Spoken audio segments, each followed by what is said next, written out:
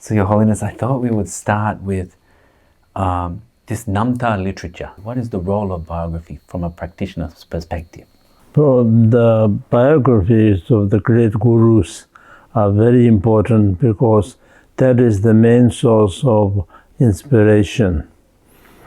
The earlier gurus, how they study, how they practice, how they develop their experience, and how they proceed is very important. This way, then we can learn, and we ourselves also follow their footsteps and do the same way. So therefore, the biographies, for personally myself, biographies are very, very important source of the inspiration. So the main reason for the biography is to inspire the practitioner. That's right. So, Your Holiness, when you read like Sakya Pandita's biography, what is it in the story that brings the inspiration for you from Sakya Pandita? Sakya Pandita is very important because he is the first Tibetan Lama to get the title of Pandita, the one who knows all the five signs. There are no other Panditas before in Tibet. He was the first one. And he is the greatest scholar that very well versed in Sanskrit and in Tibetan. And Sanskrit is, of course, foreign language in Tibet. It's not many people knows, but it is very difficult to learn. But when his teacher, Kaji Penchen, was teaching that Sakya Pandita is reading the Sanskrit text. And so his guru was also very impressed that his Tibetan students can read, and by looking at the Sanskrit text that he can learn. So, Your Holiness, when you read Sakya Pandita's Namta, you are inspired by his scholarship, yes, and that he's learning from the Indian scholars, mm-hmm, and then they are teaching in Sanskrit, mm-hmm, and he has this level of ability to, yes, be a master, yes, from the opposite language. Wow. You said he is the first one in Tibet to be Pandita. Yes, yes. So how did he tell us what his teachers are like, these Indian masters? Did he give a description? Do we know what they look like? When they teach? This is Kaji Penchen Shakishri Bhadra. He is from Kashmir, yes, and he came to Tibet and gave the bhikshu ordination, the monks, full-fledged Buddhist monks ordination to Sakya Pandita, and became his disciple. And he was so impressed by his wisdom and his knowledge that then he gave the Pandit the title, I think. Oh, so Shakishri Bhadra gave the Sakya Pandita the title Pandita. Yes. Oh, amazing. And so, what do you think made Sakya Pandita such a great scholar? How did he learn? And actually, in our own belief that he is the true emanation of Manjushri, the manifestation of all the Buddha's wisdom. So, of course, he has all the wisdoms. He is the true Manjushri. There are many reasons, logical reasons, and quotations that he is the true emanation of Manjushri. But he, as taking as a human being, he took the human being's body, so he have to go through the human ways of life of first birth and then studying and then through the ways. So that way that he can show even the ordinary person can do such studies and manage to accomplish such great knowledge. And not only he was knowledge, wisdom, but also a very highly realized, very great Mahasiddha. And so he is both learned scholar and great master that combined together. Wow. So actually he's Manjushri, Yes. but because he is trying to teach us, he come and show us how to learn. Like Buddha. Yeah, that's that. Buddha is also, according to the Mahayan tradition, he was already enlightened. Buddha is already enlightened before he was born in India. He was already enlightened long time ago. But then he was born again in India as a prince of a kingdom, and then renounced the world. And this is to show how ordinary people like a prince can renounce the worldly life and enter the spiritual life and find the truth. So, and Sakya Pandita did the same, but he showed us how to be a scholar, how to be a practitioner. That's right. And the way he showed us, has it changed much today? Like when you were young and you were learning the text, is it similar to like what Sakya Pandita did? And today, is it like that? Or is there been some changes or pretty close? Of course, the world is changing very much, but still, of course, inner knowledges, wisdoms are still the same. And you mentioned that Sakya Pandita, not only, we know he's a great scholar, right? But you make a point that he's also a great Mahasiddha. Yes. And so what from his life, is there a story, Your Holiness, that demonstrates how he's a Mahasiddha, how he's a great practitioner, not just a scholar? Oh, he showed many miracles.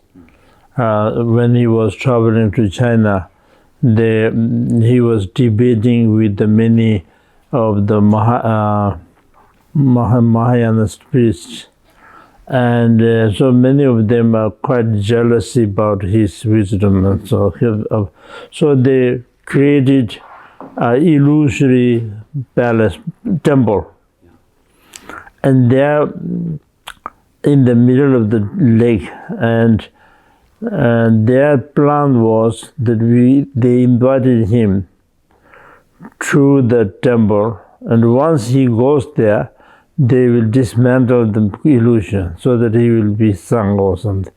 But he knew this, so before he entered the temple, he consecrated the temple, and the illusion became reality.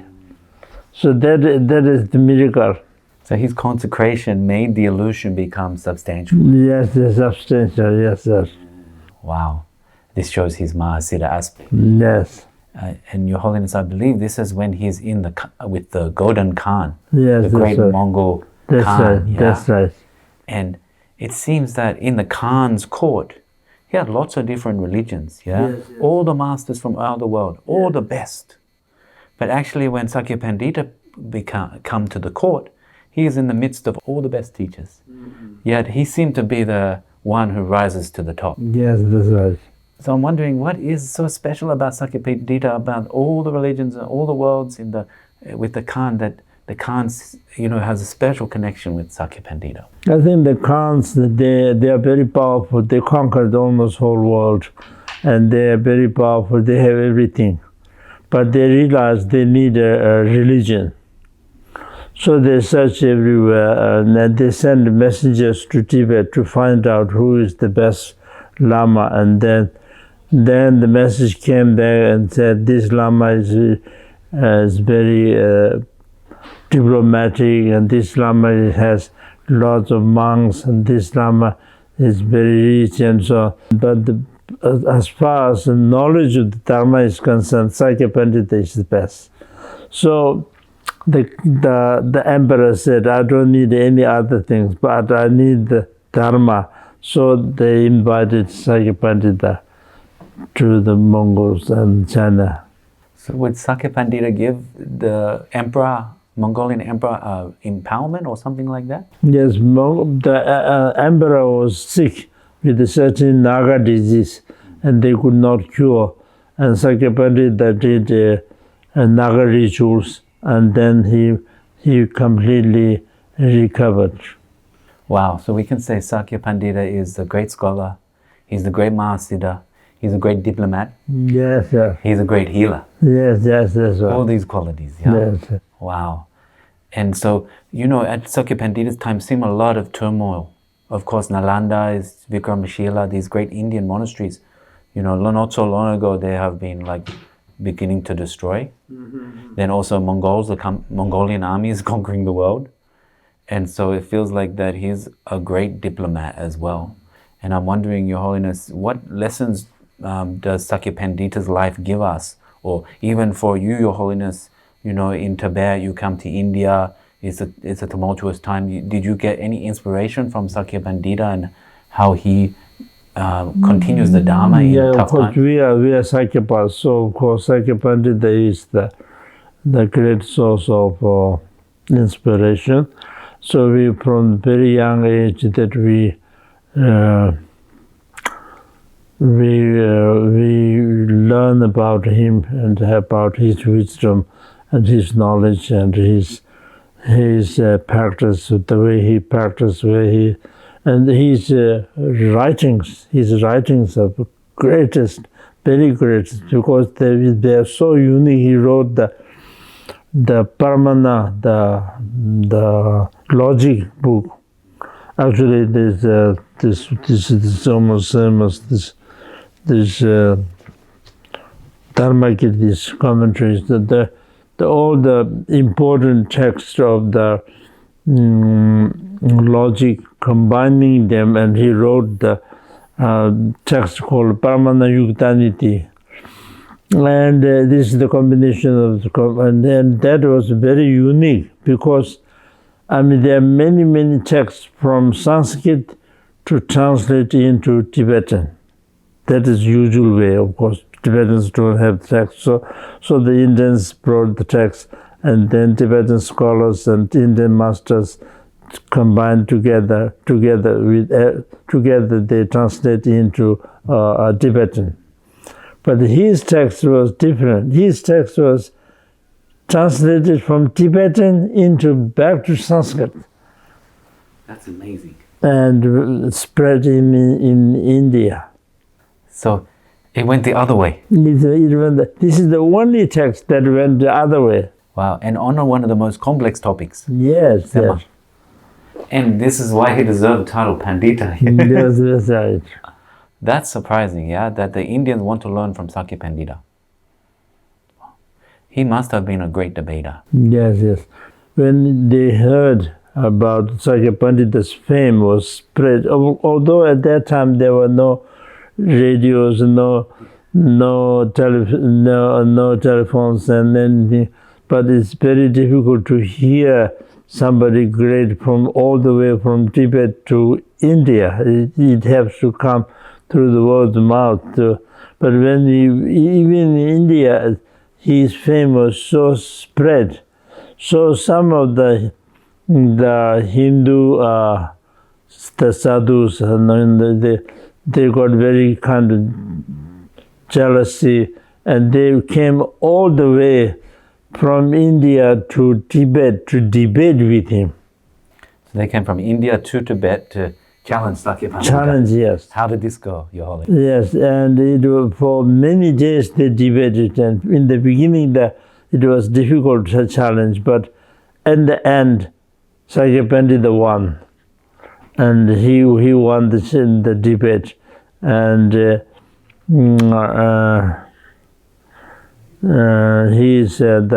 Hindu. Some of the Hindus became Buddhist.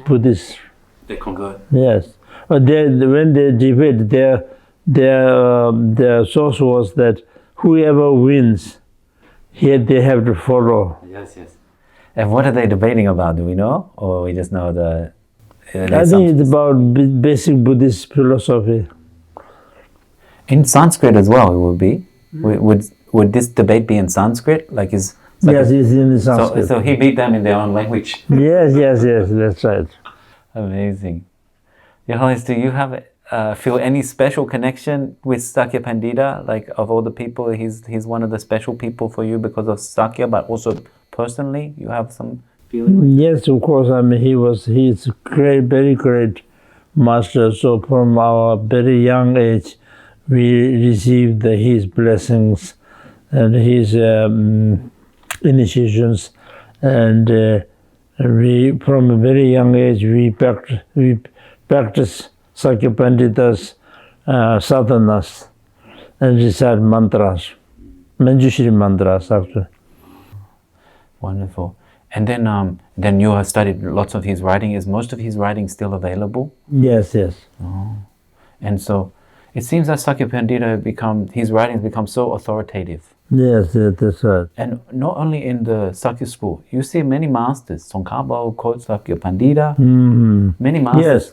Also, another unique about his work is that usually in the Sakyapa text, Sakyapa scholars write the commentaries. Not so much any other schools write. I mean, if it is Gelugpa's text, Gelugpa scholars write the commentaries, not by any other school. So as Nyingmapa and also as Kagyupa. But the Sakya Pandita's, this Paramana, the logic book, has commentaries by Gelugpa, by Nyingmapa, by Kagyupa. Amazing. And even if they don't agree, they have to respond to Sakya Pandita. They can't ignore, yeah? That's right. And it's called Saluk, the Sema tradition, yeah? From Sakya Pandita. Wow. Yeah. So what is it about his writings that become so authoritative for so many people? Because they are so precise and so clear and easy to understand, at the same time has very profound meanings. This sound like Manjushri. Yes, works of Manjushri, true works of Manjushri. Wow.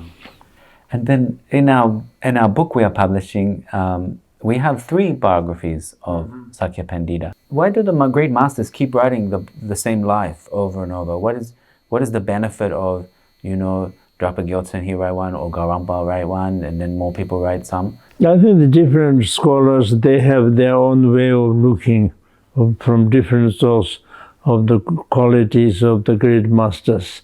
So they write to inspire themselves, they write their own different. Actually, the longest biography of Sakya Pandita was written by a king, Rinpoche, and then he wrote, and this is wrote all in poems, in the kind of poems, and it's a very long one. In this, he actually tells us how they debate and what they debate also. Wow. So this one, when he's debating in the Hindu one, the Vedic, we will know what he's debating. Yes. So more detail on the long one. Yes. Wow. And so you learned this when you were young, this long one? Or? Yes. So this becomes an important part of your education, learning about Sakya Pandita's life? Yes, that's right. Oh, wow. And then there's this idea of five sciences and the 10 subjects? Yes. And Sakya Pandita, did he write on every single one? Can you tell us a little bit about about this? Most of them have commentaries written by Sakya Pandita. And then is this something that's available still today for people? Yes, that's right. Yeah. And then what about in Vajrayana tantric text? Did he write much on the tantras? And, yes. Yeah. And he wrote very important the Buddhist practice called 3 vows, Dumsum. And so this completes the whole teachings, and the Vinaya and Bodhisattva, Mahayana and Vajrayana, all are in 3 vows, Dumsum. So this is an important subject, yeah? Because when people take the vows of, Shravakayana or Bodhisattvayana, Vajrayana, then if some vow is like a conflict, then what to do? Yes. Right? So then what is His Holiness's main point around how to navigate the 3 different sets of vows? What is his main point?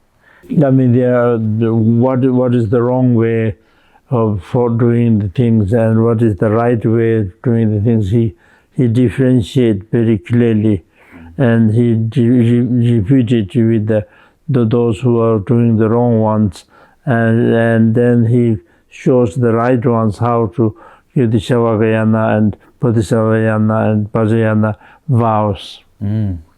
So it seems like His Holiness Your Holiness, it seems like Sakya Pandita is not so afraid to criticize, actually. Sometimes he sees some wrong view.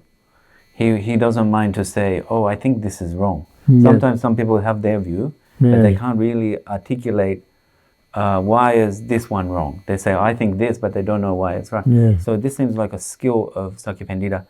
Can you talk a little bit about his ability to clarify for people the right view? What is his main point in terms of view? Yeah, I mean, all people are different and all people have different ideas this way or this way, but he points out what is the correct way and the correct the main thoughts of the, yes, there's also the very important text that he sent from while he was in China to Tibet was called the illumination of the Buddha's intent. This has the Mahayana teachings, but it has the very good way of to practice.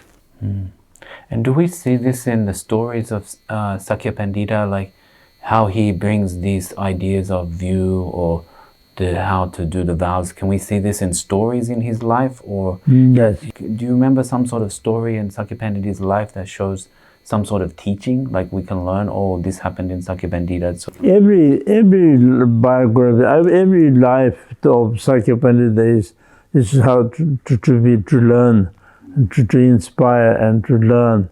And so every aspect of his life is also inspiration and to learn. Your Holiness, if you have to pick one of the most inspiring, what do you think for you in your mind now? What is something that comes to mind? Oh, the Sakya Pandita, this is really inspiring for me. Most inspiring is when he was serving his uncle, and Guru or Jijun Thakur. Jijun Thakur was sick, and Sakya Pandita served day and night. And at that time, Jijun Thakur, Sakya Pandita requested him to give the Guru Yoga blessings. And Jijun Thakur said, no, I can't, because you don't see me as a Buddha, you see me as my uncle. And so then Jijun Thakur was sick, and Sakya Pandita served day and night. Although he is all fully enlightened, but as I said, as a human life, human way of life. So at that time, whatever his obscurations were purified, and at that very moment, when he saw the Thakur as not his uncle, but a Manjushri, and then all his inner wisdom opened, and he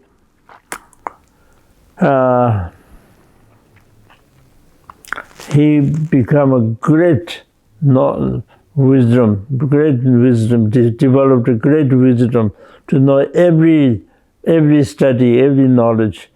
And so that was the most important source of inspiration to me. It's an amazing story, because I feel like it shows that devotion can bring wisdom. Yes, yes. Normally we think, study. Yes. But in this case, we're seeing devotion. By studying, you can gain the outer wisdoms. But by devotion, through the devotion, you can inner awakening. Not only through the study efforts made through the studies, but inner awakening. So when the inner wisdoms open, then you don't need to study. You already know everything in a single moment. Wow. I also heard a story, Sakya Pandita have a dream, Vasubandhu. Then he knows. Can you tell us this one? Vasubandhu is the one who wrote about the Dharma. And he, in his dream, one Indian Pandit came and he gave the teachings for 1 month. And by the time that it finished, that he already know everything, even in dreams. Wow.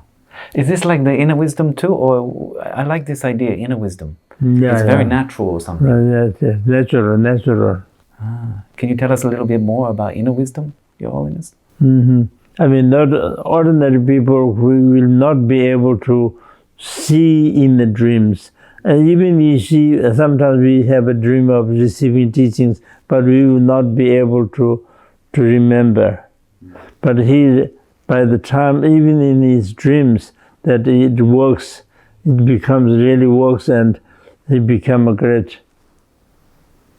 knowledge holder of the Dharma. Truly inspiring, yeah? Yes. This is the job of Anamta, you said. Yes. So we hear these stories, this inner wisdom, and then it makes us feel, wow, this is amazing. And what do you think, Your Holiness, is a modern person? Because this Sakya Pandita lived like 1,000 years ago, right? So in today's modern world, what do you think we can learn from Sakya Pandita's life? Still, because basically we are still human beings. Basically, shortcomings of the human beings are still there. We still need to study the Dharma. We still need to practice Dharma in order to overcome the obstacles and obscurations. So for that, you need the source of inspiration, such as Sakya Pandita, how he studied and how he became a great scholar, and not only great scholar but also Mahasiddha, and finally that he became Buddha. He's the Buddha. So we all also wanted to become a Buddha. So if you wanted to become a Buddha, then we have to follow his footsteps. Very nice. So now if people have listened to you, Your Holiness, and they're like very inspired from His Holiness talking about Sakya Pandita, and they're like, oh, I wanted to learn more. They should, of course, we can have the book for them. But how do you suggest someone who's very inspired from hearing these stories and sees Your Holiness, what should they do now if they're watching this on the internet? What's their next step? How to like start their life like this? I think the best way is they should study and then also develop a devotion to the Sakya Pandita as a Manjushri, because Manjushri is the manifestation of all the Buddha's wisdom. So by praying to him and by practicing Manjushri, you can get the inner wisdoms. So that they all should develop a genuine devotion. So devotion to Sakya Pandita, yes. Devotion to Manjushri, yes. And this is a path to inner wisdom. Manjushri and Sakya Pandita are like indivisible. Yes, I was wondering, someone might think, well, why not just Manjushri? Why not just have devotion to Manjushri? Why Sakya Pandita and Manjushri together? Manjushri is already in the, but the Sakya Pandita is in the human form. So the human and human relationship is closer than someone who is already beyond human realms. So that's why that is we pray to Sakya Pandita, who is indivisible to Manjushri. You get both benefits, the wisdom and also the siddhis, attainments. Your Holiness, is there any sacred sites of Sakya Pandita in Tibet? What's that like? Holy sites of Sakya Pandita? Oh yes, there is one called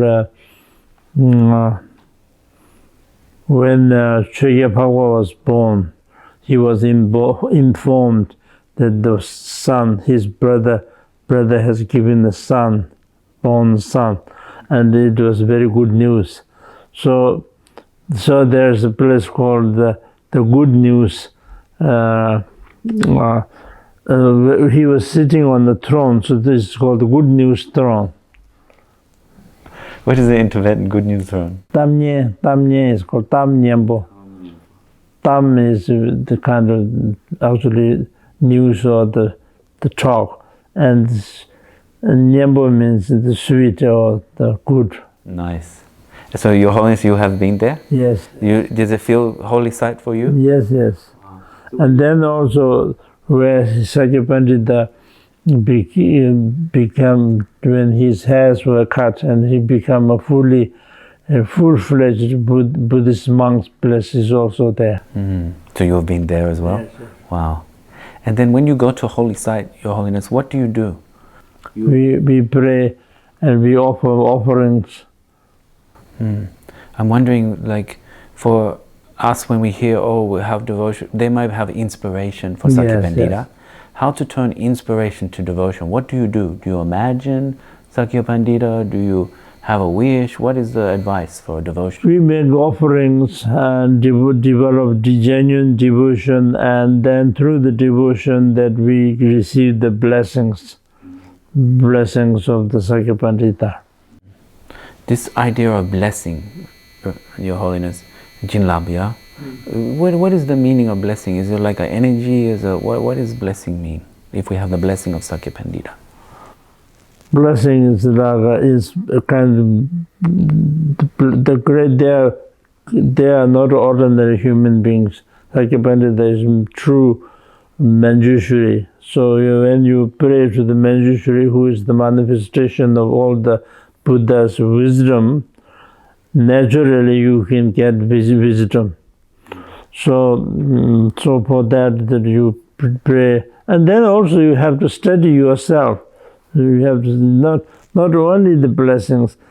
For some people who have a very good karmic fortunes can get instant blessings, so that you can receive instant. Like Sakya Pandita, when he served his uncle, he got instant blessings, that he inner awakening.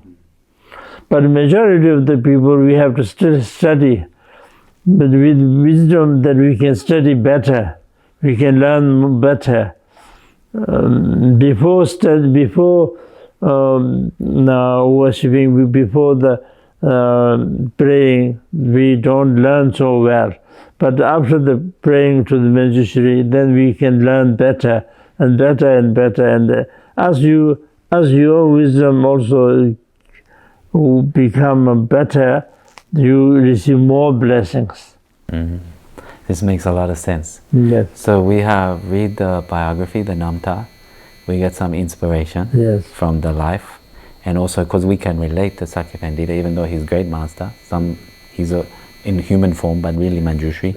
Then we have some devotion we can develop inspiration to devotion, and then we can start a little bit, get some blessings, and then this will help us learn faster. Yes. Yeah. So in the monastery, when the monks are studying, they're also doing like devotion practice and studying together. Yes. And this is how it's working. Yeah? Yes. So in the West, maybe when we go to school, we don't have devotion practice, so maybe a little bit harder for us. Yeah. What other advice, Your Holiness, just to finish up? Any other thoughts on Sakya Pandita that come to mind you'd like to share? Any other advice for all of us? The Sakya Pandita is a true emanation of Manjushri, which is the manifestation of all the Buddha's wisdom. And Manjushri is many times referred as the father of the Buddha also. Because Buddha is born out of wisdom, so being wisdom, Manjushri is the father of the Buddhas. And so Sakya Pandita is the true emanation of Manjushri. So anyone who practices him surely be able to receive his blessings, so that they can study better and get more inspirations, more wisdom. Thank you, Your Holiness. Thank you very much. It's a great honor to sit here. It's like sitting in front of Sakya Pandita. Yes.